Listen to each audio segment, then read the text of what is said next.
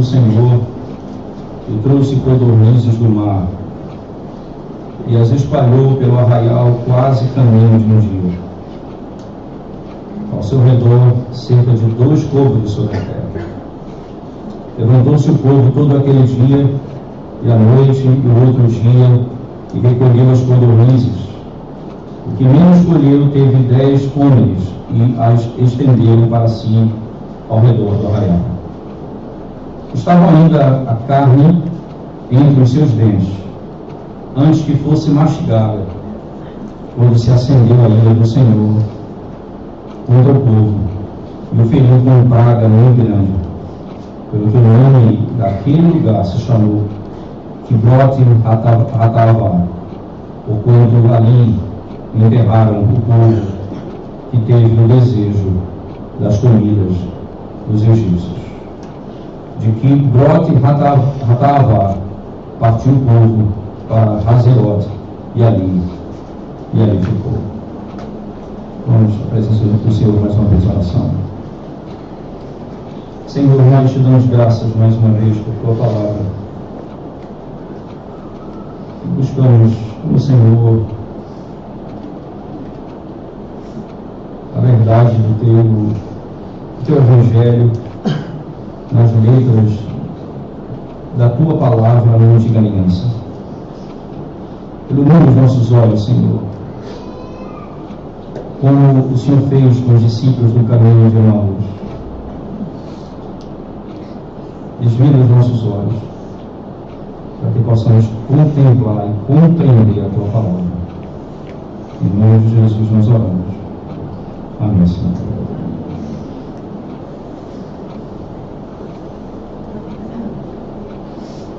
O que leva alguém a acreditar ou a imaginar que ele merece ou é digno de alguma coisa mais do que aquilo que ele tem recebido? O que leva alguém a pensar que aquilo que ele tem ou aquilo que ele tem recebido não é o suficiente para ele, ou mesmo ele não pode ter paz no coração porque precisa e acha que aquilo que tem recebido não é suficiente para a sua vida? Certamente a nossa alma e o nosso coração, ele lida com essas questões em todos os níveis, seja trabalho, seja recursos, né? Seja estudo. Nós sempre lidamos com essa tensão. Até onde eu devo ir? Até onde o meu empenho pelas coisas desse mundo deve acontecer? E onde isso já se torna pecado? E quando busca mais do que isso se torna pecado? Como que o meu coração deve lidar com essas coisas? O que leva o indivíduo, e aqui eu vou usar uma categoria de trabalho, pessoas, mas nada contra essas pessoas, mas parece que o que leva um taxista, por exemplo, um indivíduo que você, quando era jovem, cheguei na cidade do estado de Belém, na capital, vivia a minha vida toda no interior, raramente ia à capital. Então, uma vez peguei um táxi para a casa do meu avô, e o taxista fez um caminho mais longo possível e imaginável. Eu não conhecia, não sabia o endereço. E aí, quando eu cheguei lá, ele me enganou, o caminho era muito rápido. O que leva o indivíduo a acreditar que, porque eu sou um passageiro, então eu tenho mais recurso que ele, e ele tem direito de ter alguma coisa que é minha, que é meu, fazendo aquilo que não é coerente e correto? O que leva o indivíduo a pensar que ele tem direito de adquirir ou de ter alguma coisa do outro, ou não está satisfeito com a rota correta para conduzir o indivíduo até o destino? Por que R$10 a mais vai ser tão importante para ele? Por que R$15 a mais numa rota vai ser mais importante para ele? O O que está no coração da pessoa? Certamente, esse é o tema que nós estamos trabalhando no capítulo 11, vai entrar pelo capítulo 12, Números. O descontentamento, a insatisfação com aquilo que Deus tem dado e concedido. E nós temos dificuldade com aquilo que é do outro, com aquilo que pertence ao outro. E nós temos dificuldade em aceitar que o outro tem mais do que eu, e consequentemente o meu coração começa então a pensar, ele tem mais e ele trabalha menos do que eu trabalho muito. O que faz um empregado dizer do seu patrão, ora, ele vai para a Europa e eu vou de ônibus para casa? O que faz o empregado dizer no seu coração isso? Ele dizer, ora, ele tem muito, eu não tenho nada. O que está no coração do indivíduo quando essas coisas acontecem?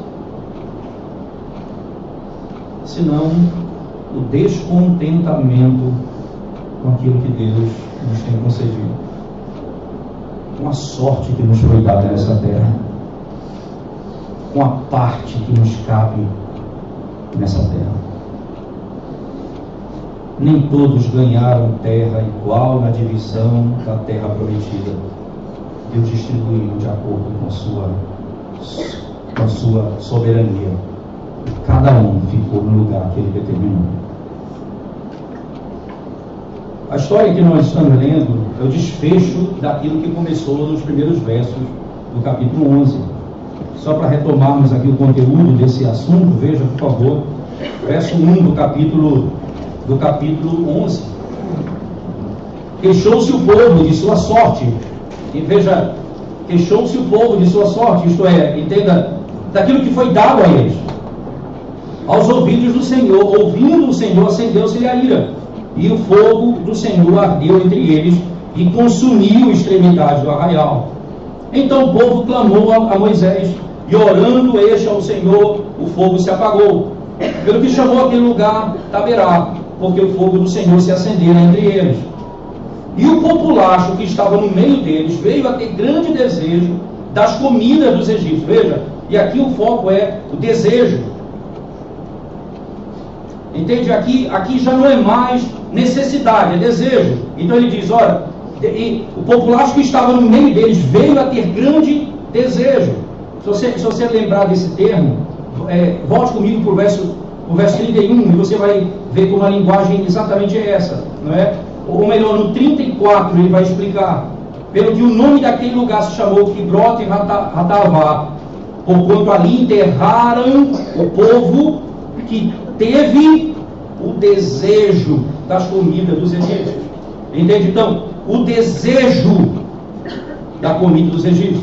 Então, aquele populacho, voltemos lá para o texto, por favor, do verso 4, teve grande desejo das comidas dos egípcios, pelo que o filho de Israel, os filhos de Israel tornaram a chorar e também disseram, quem nos dará carne a comer?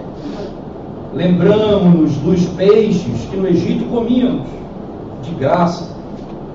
É impressionante, eles eram escravos, comiam de graça, dos pepinos, dos melões, dos alhos silvestres, das cebolas e dos alhos. Agora, porém, seca-se a nossa alma, nenhuma coisa vemos senão este maná. O problema deles não era com a falta de comida, era com o menu. Eu não estou satisfeito com esse menu. O problema deles não era com a comida, porque tinha maná. O problema era o menu. Essa comida não é tão requintada quanto a comida do Egito. Nós desejamos a comida do Egito.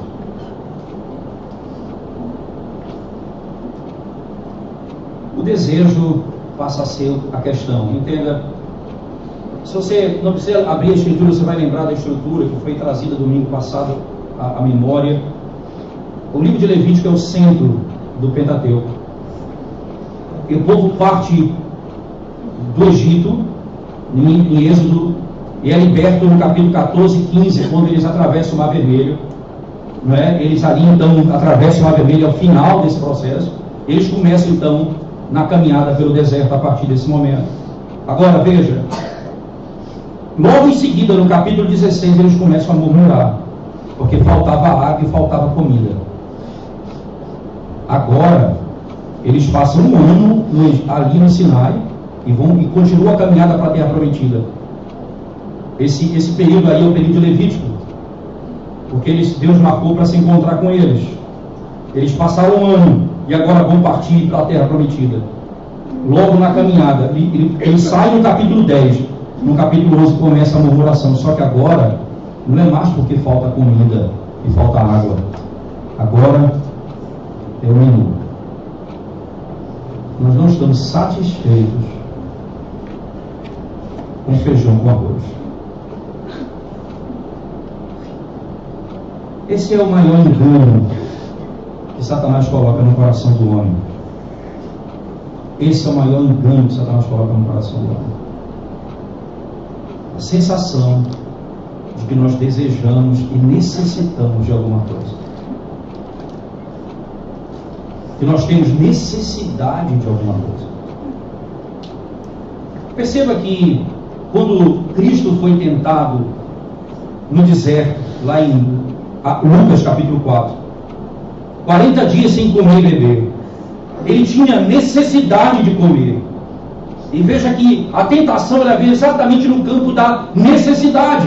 Ele entra quando eu preciso. John Owen diz que tentação é o encontro da minha necessidade, da minha inclinação com a possibilidade de satisfazer a minha necessidade e a minha inclinação. Esse encontro é o que se chama de tentação. Aqui Jesus então é tentado, ali naquele momento Satanás diz: olha, transforma essas pedras em pão, porque você tem necessidade de comida. E exatamente aqui onde entra o princípio, veja, o que ele vai dizer para Cristo é: você de fato tem necessidade, há quanto tempo você não come?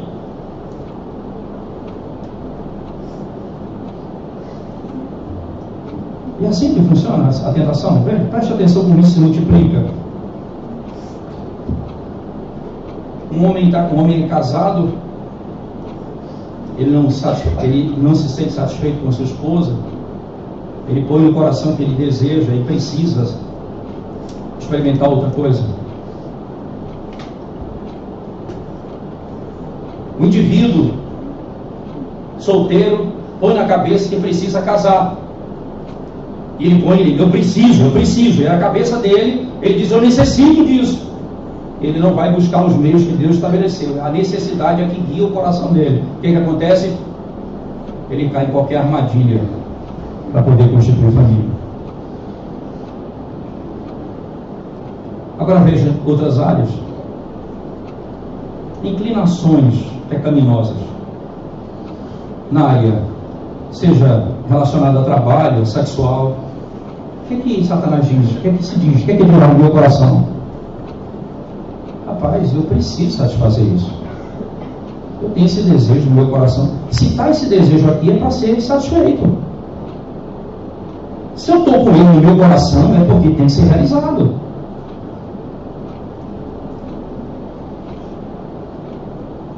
Interessante que a escolha de Moisés nos termos são extraordinários.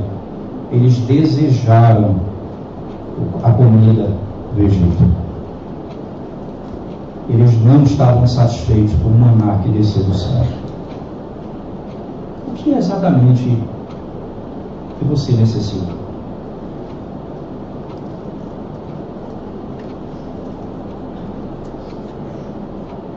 Lembre-se de Jesus Cristo no jardim do Getsemane. Pai, se possível, afasta de mim esse cálice.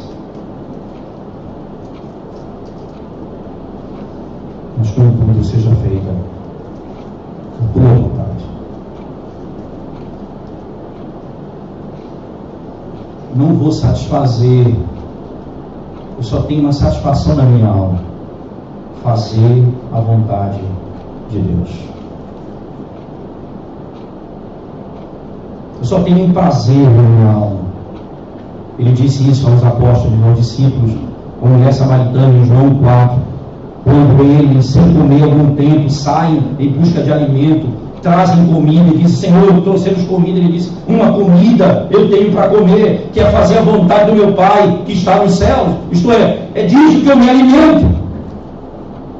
É isso que mata os desejos do meu coração. É isso que satisfaz a minha alma, fazer a vontade de Deus. Quando a palavra de Deus e quando o próprio Deus já não é satisfação para a minha alma, meu coração se abre para satisfazer o seu desejo com aquilo que Ele proclama que é desejo. E o que é que você deseja? Eu desejo riqueza. Então, você vai viver para esse fim. Ora, eu desejo, o homem diz assim: eu desejo uma outra mulher. O homem vai dizer, então ele trabalha para satisfazer o seu desejo. Ele não vai fazer o meio e o modo que Deus determinou para cumprir esse propósito. Ele vai estabelecer o seu próprio padrão, que é o pecado. O desejo é a insatisfação com aquilo que Deus nos tem dado. Ora, se Deus nos deu a solteirice, se estejamos satisfeitos com ela. Se Deus nos deu uma esposa, estejamos satisfeitos com ela. O problema não é ter ou não ter, o problema é não estar satisfeito com aquilo que me foi dado. O problema não é ter arroz e feijão ou ter um banquete na minha mesa. Isso não é o problema. O problema é eu não estou satisfeito com o que eu tenho. Então preste atenção se não é assim. Deus dá o desejo que você quer. Deus vai te dar o que você quer. E nesse caso é juízo.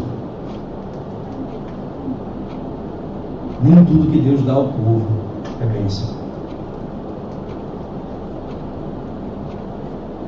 Porque quando Ele dá aquilo que nós desejamos para satisfazer a nossa carne, é juízo. Quando Ele dá para satisfazer a nossa alma, é grande bênção. Vocês querem comida? Então eu vou dar comida para vocês.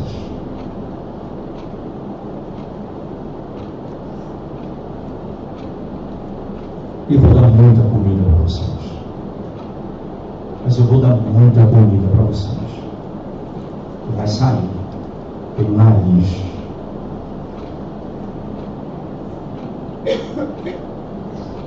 Porque a eternidade de comida para satisfazer meu estômago por algum tempo. Depois eu tenho fome.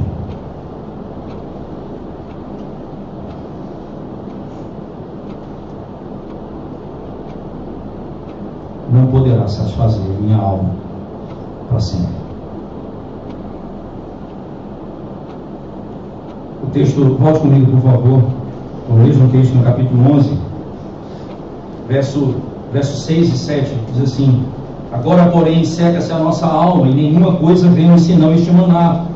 Perceba como a questão é na alma. Veja, a nossa alma está seca, está faminta. E a única coisa que nós temos é o maná. A satisfação aqui não é da alma. E nós só temos esse maná. Nós só temos essa casa. Só tenho essa esposa. Só tenho esse trabalho. Eu só tenho esse menu.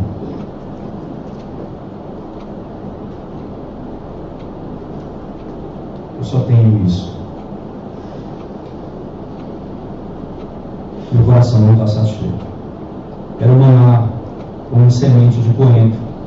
E a sua aparência semelhante à de bidélio. Veja, parecia uma pedra preciosa.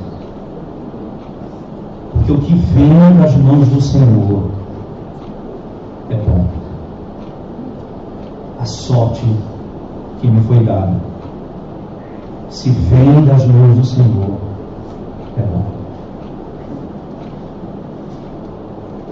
espalhava-se o povo e colhia, e em moinhos o moía, ou no grau pisava, e em panelas o cozia, e dele fazia bolos, o seu sabor era como de bolos amassados com azeite. Quando de noite descia orvalho sobre o arraial, sobre este também caía o maná. Sobre este também caía o maná. O maná cai com orvalho. O orvalho nos lembra o amanhecer nos lembra de modo tão claro que as misericórdias do Senhor se renovaram e nós temos o sustento para aquele dia. Para aquele dia o Senhor nos deu o sustento. Agora, a angústia do coração deles, por favor, não é? Essa é a expressão do texto, por favor, no verso especificamente na sequência, depois do verso 16, quando ele passa a juntar os homens para receber o Espírito, como o texto vai descrever. Ele diz assim,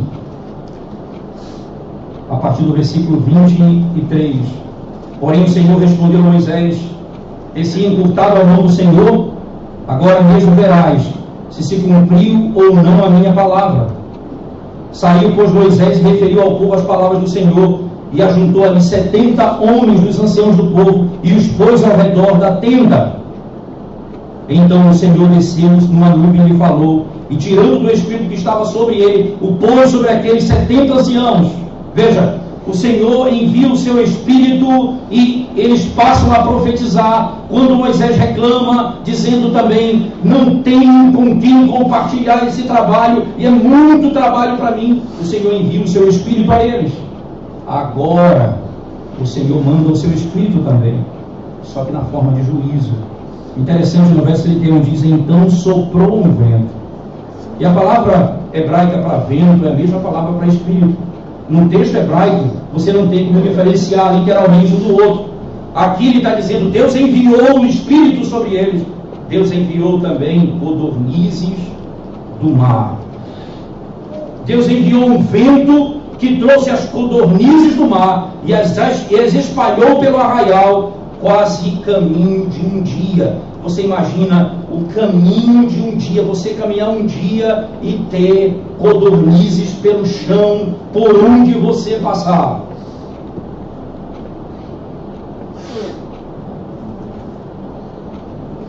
O Senhor envia o seu Espírito e o Senhor envia o juízo sobre o seu povo. Quando o seu povo não tem satisfação nele e não há contentamento no seu coração. Quando passamos a murmurar daquilo que temos. Alguém poderia dizer, foi chuva de bênção, tanta comida. Às vezes uma mesa farta não significa chuva de bênção. Se você não comer apenas para satisfazer o seu corpo naquele momento, se você quiser comer para destruir sua vida e comer tudo que está sobre a mesa, não é a quantidade que vai satisfazer você.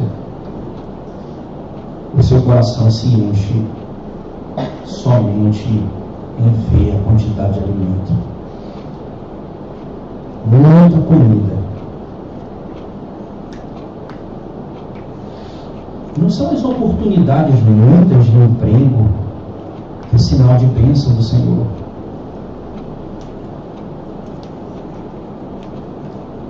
Pode ser juízo do Senhor.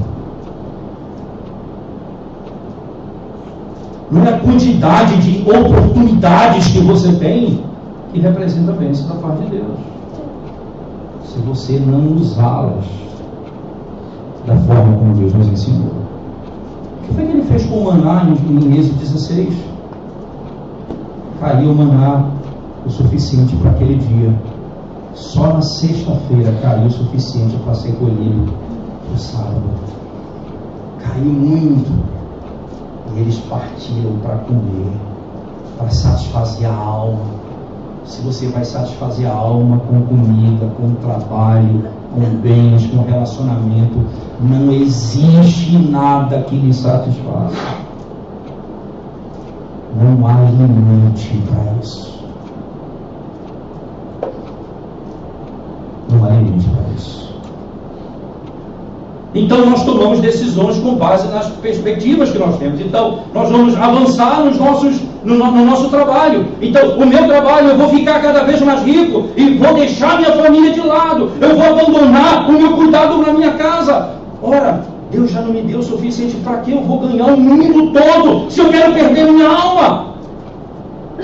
Então o Senhor Jesus expressa exatamente isso. Ora, de que adianta você ganhar o mundo se perder a sua alma? Onde está o limite disso?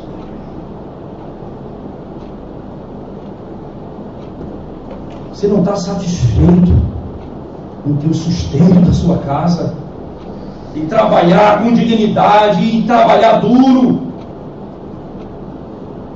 e botar seus filhos, e dar aos seus filhos dignidade, mas as oportunidades se avançam, se apresentam a nós.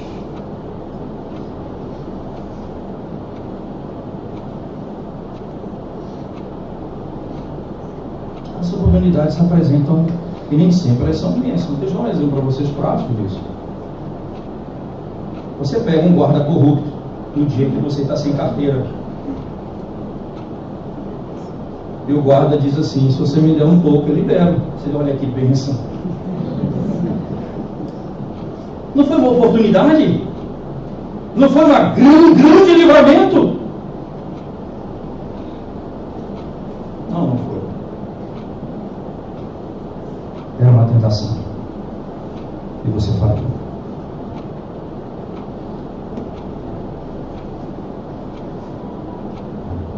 Era uma tentação. E você falou.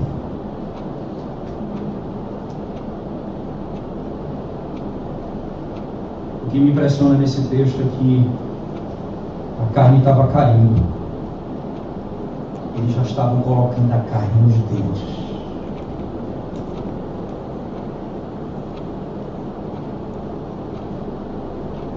Porque o que satisfaz a nossa alma não é o que se come com a boca, é o que se come pela fé.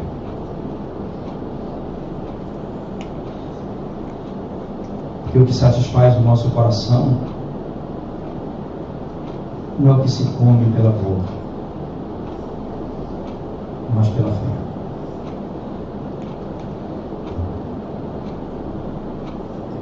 Nós comemos o pão e o vinho. Ele nos nutre, não porque é muito, nem porque é pouco, mas porque é comido pela fé.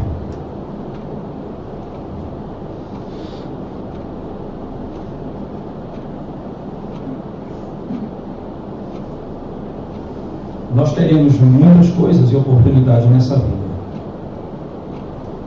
mas todas elas não significam que devemos acatá-las, porque é uma prioridade na minha alma. E a prioridade é a glória de Deus. Pode-se resumir isso falando como a relação entre Maria e Marta. Não fazer como uma determinada professora de um dos filhos meus, em uma determinada escola, disse: esse texto aqui ensina que podemos adorar a Deus de duas maneiras: ou cuidando das coisas da casa, ou sentado aos pés de Cristo. Podia usar qualquer outro texto. Esse texto fala exatamente o contrário. Jesus repreende Marta porque faz isso.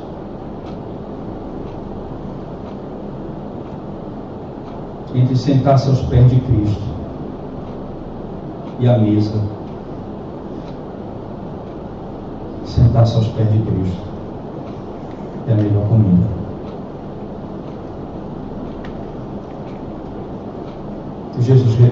Marta, dizendo: Marta, Marta, andas preocupadas com tantas coisas. São tantas as tuas preocupações. Só uma coisa importa: me conhecer, saber quem eu sou, e todas as outras coisas me serão acrescentadas.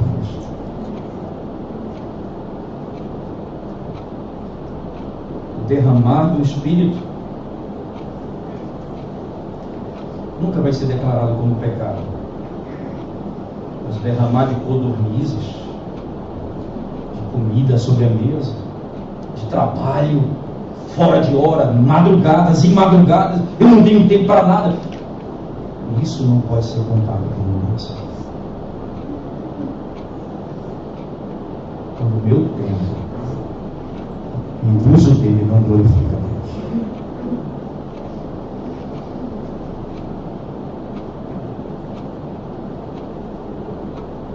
Quando deixamos de vir à casa do Senhor para trabalhar, quando podemos não trabalhar, nós preferimos satisfazer a nossa alma com outra coisa. Aquele lugar foi tomado por praga.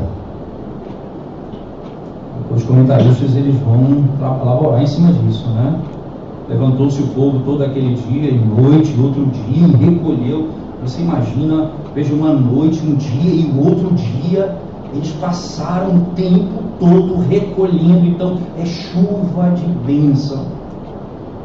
E o texto diz: antes que a carne entrasse nos seus dentes, antes que ela entrasse, entre os seus dentes elas estavam ainda, antes que fosse mastigada, a ira do Senhor se acendeu. Imagina que aquela carne foi contaminada por toda sorte de bactéria, e eles passaram muito mal, e morreram muitos,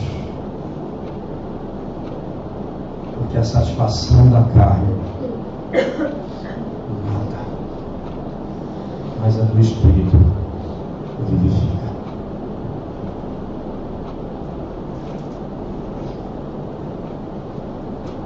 A bactéria tomou conta, uma grande praga, diz o texto, pelo que o nome daquele lugar se chamou Kibroth Hattaavah, e a palavra hebraica ela é explicada na sequência, porquanto ali enterrado é Kibroth, o povo que teve o desejo é a palavra seguinte, Hattaavah, isto é, eles foram, aquele lugar se chamou o lugar de enterro daqueles que desejam.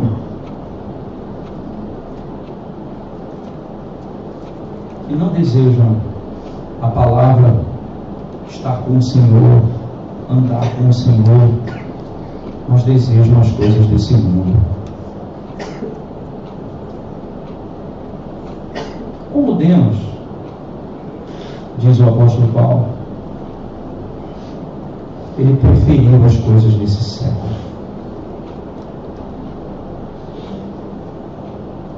Ele preferiu as coisas desse mundo. Ele escolheu as coisas desse mundo.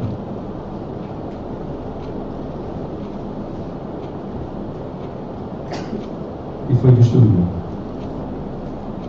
O nosso texto diz aqui que eles foram enterrados ali, aqueles que pecaram contra o Senhor. O nosso catecismo maior, irmãos, especificamente quando trata acerca do 10º mandamento, e quando o 10º mandamento é: não cobiçarás a casa do teu próximo, não cobiçarás a mulher do teu próximo, nem o seu servo, a pergunta 146 do catecismo maior, nem o seu boi, nem sua serva, nem o seu jumento, nem coisa alguma que pertença ao teu próximo. O princípio desse mandamento ele diz o texto, usado no catecismo, Os deveres exigidos do 10º mandamento são um contentamento pleno com a nossa condição particular e uma disposição amorosa de toda a alma para com o nosso próximo, de modo que todas as nossas intenções e sentimentos para com ele tendam a cooperar para todo o seu bem. Eu estou satisfeito com aquilo que Deus me deu. E eu zelo por aquilo que Deus deu ao outro. Seja mais ou seja menos. Seja maior ou seja menor. Deus deu. Essa é a sorte. Eu estou feliz com o que Deus me deu.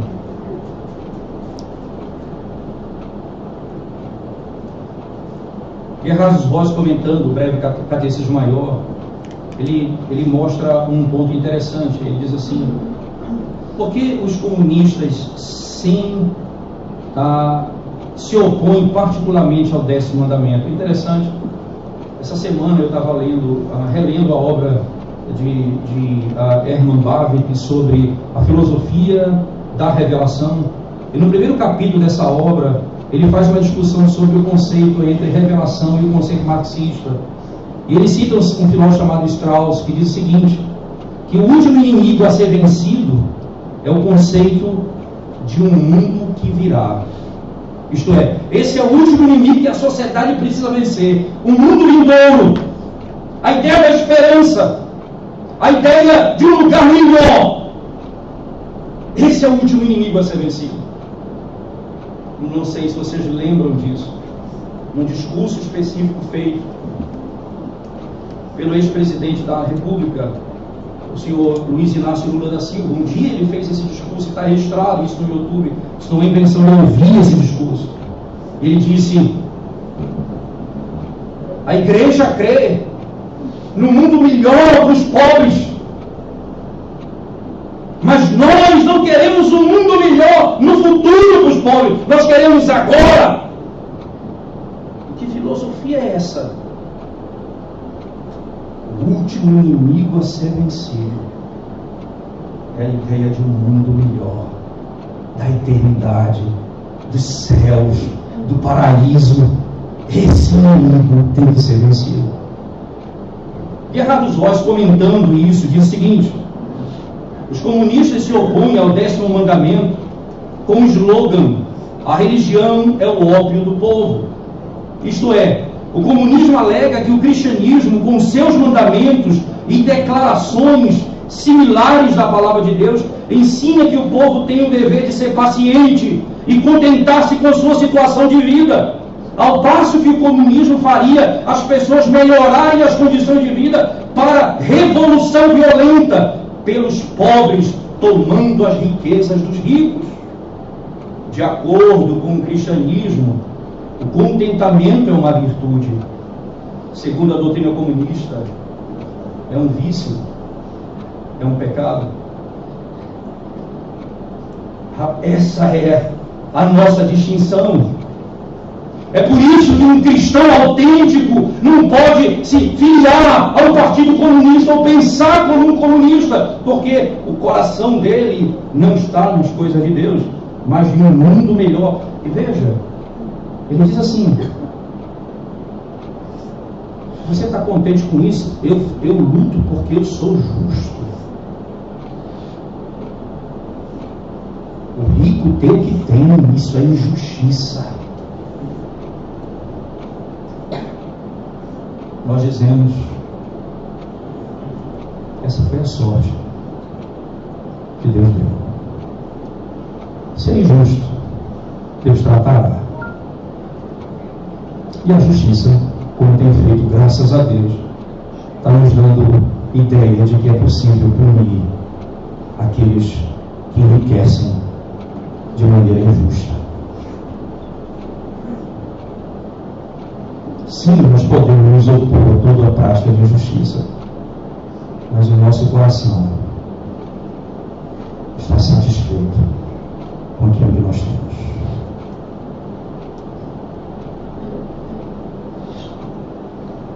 Você está satisfeito com o que você tem?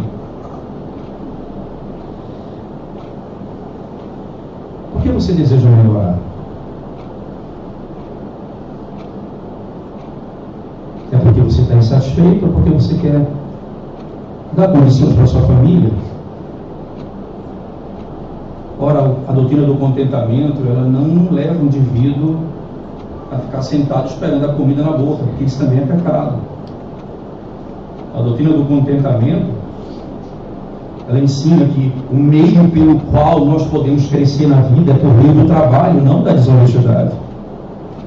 E nós estamos satisfeitos com isso. Perceba, nem todos, preste atenção nisso, você pode trabalhar muito, até menos que o outro, e o outro pode ter mais do que você. Veja, a sua pobreza ou a sua falta de riqueza não pode estar fundamentada na injustiça, porque você vai dizer, olha, Deus deu muito a esse indivíduo que trabalha, e eu que trabalho mais do que ele. O que é que eu estou dizendo? Deus é injusto. Senhor, eu estou satisfeito com aquilo que tu tem me dado, e nós vamos trabalhar, nós vamos crescer, não simplesmente para possuirmos e satisfazermos as nossas almas nesse mundo, porque a nossa satisfação está em Ti. Como Paulo, vamos dizer, eu aprendi a viver na fartura e aprendi a viver na necessidade, porque o que me fortalece é o Senhor. O que o Senhor está nos ensinando, então? Que o nosso coração não deve ser colocado nessas coisas, porque elas não foram feitas para satisfazer a nossa alma. Ainda lembrando as palavras de Charles, que comenta sobre o ser de Deus, quando fala dos atributos de Deus, ele diz: nós somos feitos alma vivente, e Deus é Espírito. Só Ele foi feito para satisfazer a nossa alma. Nada nessa terra pode satisfazer a nossa alma. Então os desejos do teu coração, contrário à vontade de Deus, mas é desejo, e você deseja aquilo, você vai fazer o que Cristo nos ensinou. Contudo, não seja feita a minha vontade, mas a tua vontade. É nela que eu encontro satisfação. É nela que eu encontro satisfação. Esse é o princípio que nos ajuda a entender. Thomas Boston, concluindo esse texto, ele diz assim, não é? Uma coisa que nós devemos ter na nossa vida é um pleno contentamento com a nossa condição. Um pleno contentamento com a nossa condição. Nós devemos, então, segundo ele, de coração renunciar à nossa própria vontade, dizendo como padrão de contentamento: não a minha vontade, mas seja feita a tua vontade. Esse é o padrão do contentamento. Esse é um princípio. Nós não devemos determinar que tipo de sorte nós devemos ter para o nosso conforto nessa vida. Nós acreditamos que nós merecemos determinadas coisas e nós trabalhamos para isso, e nós achamos que é isso que nós desejamos, e quando não temos aquilo que nós colocamos como alvo, nós começamos a dizer: Deus não nos dá de acordo com o nosso trabalho. Isso é injusto. Nós não precisamos ser como crianças que se comportam em supermercado. Quando o pai não dá a eles aquilo que eles pedem, eles se jogam no chão. O que eles colocam nos olhos, eles querem. E é isso que os pais precisam ensinar aos filhos. E vocês, crianças, precisam aprender isso desde cedo. Desde cedo. Você não pode querer tudo aquilo que você olha. Não é porque você botou o olho no brinquedo que é seu. Não é porque você olhou para alguma coisa que você não tem, você tem de ter. Você tem que estar satisfeito com aquilo que o seu pai tem lhe dado, com aquilo que os seus pais têm providenciado para vocês. O que você tem é a bondade do Senhor. Esses são princípios claros, irmãos. Interessante, Raquel tinha um marido, mas ela dizia: eu preciso ter filhos também. Orfa disse: eu preciso de um marido. Perceba, Raquel disse: eu tenho um marido, mas não basta, eu preciso filhos também. Orfa disse: eu vou voltar, porque eu preciso de um marido. Ruth, ela queria ambos, um marido e um filho, mas ela decidiu não seguir os desejos do seu coração. Ela disse: o que eu preciso é de Deus. O teu Deus é o meu Deus, o teu povo é o meu povo. E a partir daí, ela recebeu os dois. O marido, que chama Redentor, e um filho, de onde vem o Salvador do mundo. O filho, de onde vem o Salvador do mundo.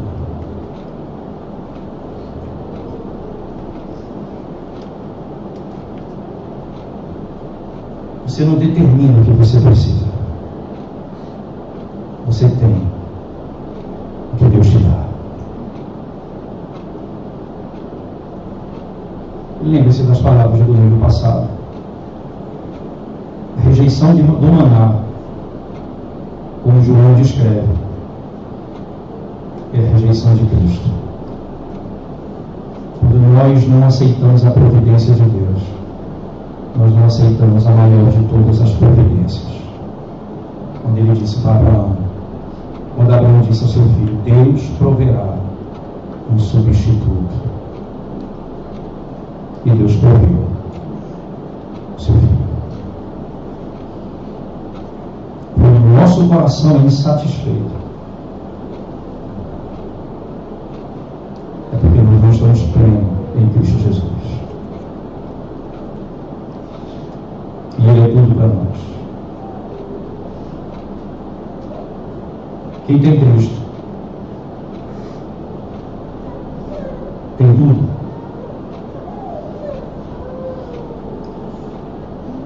Lhe falta água. Ele é a água da vida. Lhe falta pão. Ele é o pão que desceu do céu. Lhe falta moradia. Ele foi preparado no lugar onde nós vamos viver. Lhe falta pai e mãe. Ele disse: Deus nunca te abandonará. Se você tem Cristo, o que lhe falta? Todas as coisas nós temos. Nosso coração não deve ser guiado pelos nossos desejos, mas pela vontade de Deus. A vontade de Deus enche a nossa alma, os nossos desejos nos matam. Eles nos matam. Eu quero então, diante dessa aplicação direta, eu queria falar diretamente a você que não conhece o Senhor Jesus nessa manhã. E que tem manifestado um coração inquieto com todas as coisas, insatisfeito com tudo aquilo que tem. Tem um emprego, reclama do emprego, tem um trabalho, reclama do trabalho, tem a mulher, reclama da mulher, tem os filhos, reclama dos filhos, reclama da vida, vive a vida insatisfeito. O teu problema não é a tua esposa, não é o teu marido, não são os teus filhos, não é o teu emprego.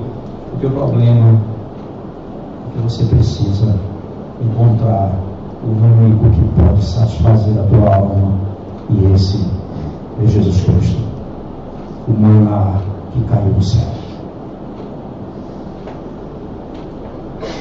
Ele que pode satisfazer tua alma.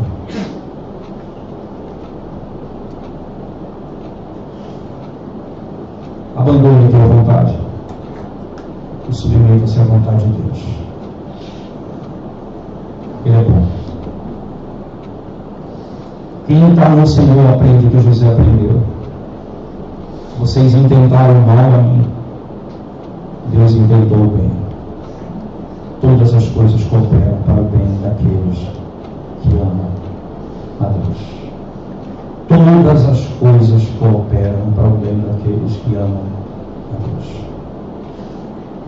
Agora você, que está em Cristo Jesus, que conforto uma verdade como essa, irmãos. Mas que grande pecado nós cometemos, nós que já temos a Cristo Jesus, quando o nosso coração reclama daquilo que nós temos nessa vida, e quando o nosso objetivo é ter mais e mais e mais nessa terra, e quando o nosso sonho não é aprender do Senhor e crescer no conhecimento dele,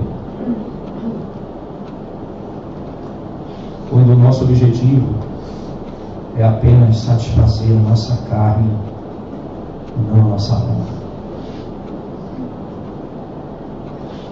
Nós temos no Senhor todo bem. Mas a você, irmão, que passa por privação como cristão, que bênção você poder refletir sobre essas coisas nessa manhã. Você que lhe falta alguma coisa nessa vida, ora, Deus fez assim desde o princípio, deu o alimento para o homem, e disse: você não pode comer dessa árvore. Ele priva o homem de alguma coisa para entender que o homem precisa só de Deus para satisfazer sua alma. Ele pode viver sem a árvore do conhecimento do bem e do mal. Ele pode viver sem a família, ele pode viver sem trabalho, ele pode viver sem saúde, mas ele não pode viver sem Deus. Deus nos deu tanta coisa, nos privou de outras, para que o nosso olhar esteja nele, o meu sustento vem dele, a minha saúde é dele, a minha vida é para ele, tudo que eu tenho pertence a ele. Essa é a perspectiva de vida cristã. E é isso, irmãos, que nós temos que descansar o nosso coração. As nossas tribulações, lembre-se do Deus que supre em Cristo Jesus todas as nossas necessidades. Vamos orar, Senhor. Te damos graças, Senhor, por tua palavra, pelo bem que o Senhor tem feito ao teu povo, por aquele único que pode satisfazer a alma e preencher o vazio do nosso ser. Jesus Cristo, nosso Senhor. Enche-nos, ó Deus, de teu encantamento. Enche a nossa alma da tua presença, para que as coisas que nos faltam nos levem para longe de ti. Deus, faça ansiar estar contigo por toda a eternidade. Nós cremos, Senhor Deus, no nome do amor, e cremos na graça presente. Essa é a realidade que nós temos. Esse é o objetivo da nossa vida. E em ti vivemos nessa terra, aguardando o dia que estaremos contigo por toda a eternidade. Da glória do teu nome. Em nome de Jesus nós oramos. Amém, Senhor.